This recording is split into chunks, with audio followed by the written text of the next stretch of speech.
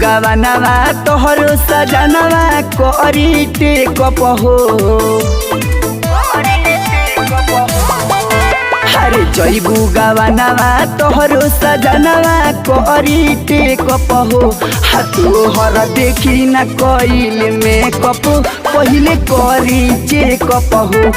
तोहर देखी न कइल मेकअप पहिले करी चेकअप हो।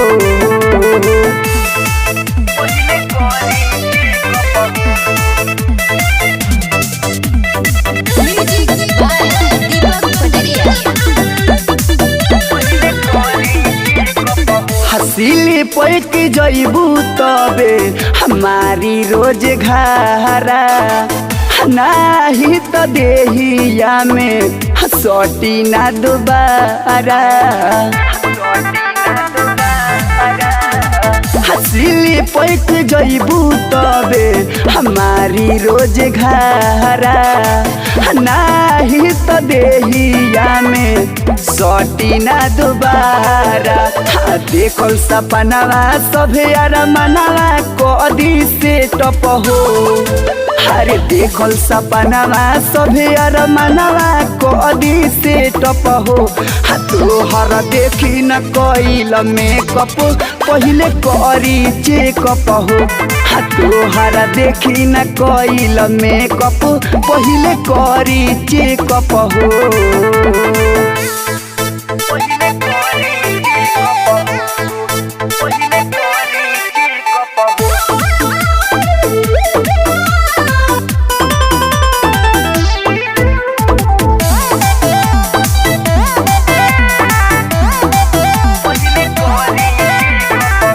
पूछी तो बतई हो करनी अच्छा खराब हो।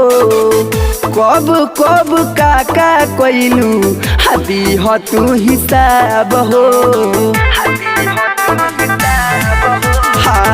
पूछी तो बतई हो करनी अच्छा खराब हो।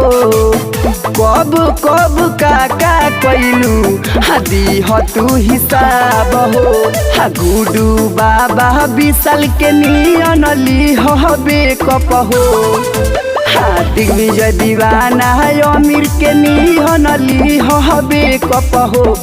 तोहर देखी न कइल मेकअप पहिले करी चेकअप हो।